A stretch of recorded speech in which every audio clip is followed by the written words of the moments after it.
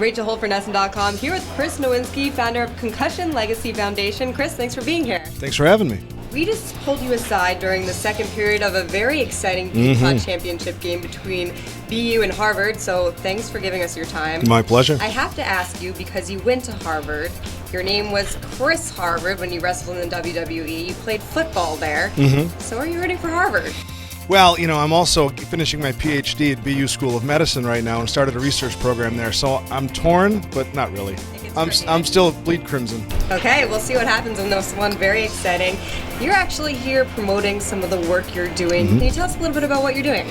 Sure. The Concussion Legacy Foundation is focused on preventing and treating concussions and CTE, the disease you can get from too many hits to the head. So part of what I'm doing is recruiting brain donors. So I actually just ran into a former NHL player and a Harvard player who I can't announce yet, but I think he gave me a likely for donating his brain, pledging his brain to our research, because actually February is Brain Pledge Month.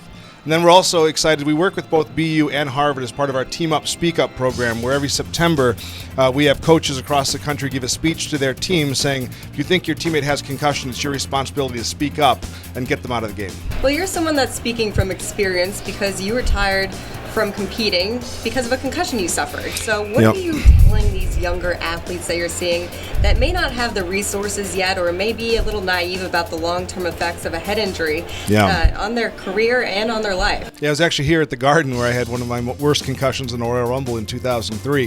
When we talk to athletes, it's really hard when you're young and you're in the middle of it to think what's going to happen to me 20 years down the road, 50 years down the road.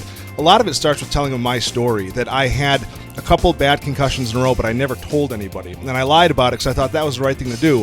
When I had to retire, I was just alone with my headaches and my problems. And I told them, look, just take yourself out of the game, take a little bit of time off, and you can have a nice long career. But if you try to play the hero role, you could end your career and never play sports again, and that really stinks.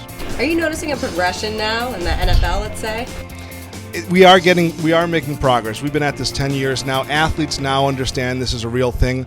I don't think we're treating CTE the right way yet. We're willing to talk about concussions, but I don't think anyone wants to take on the responsibility of the fact that we are diagnosing a lot of former athletes with CTE. At BU, 91 out of the 95 NFL players that we've studied after they passed away have had this disease, and even we're finding it in teenagers. And so I think the world really needs to come together, in the sports world especially, to realize that CTE is real and we can intervene so that athletes don't deal with this down the road. Where can we find more from you if we're interested in learning something? ConcussionFoundation.org, and if you put in ConcussionFoundation.org/pledge, you can sign up to pledge your brain.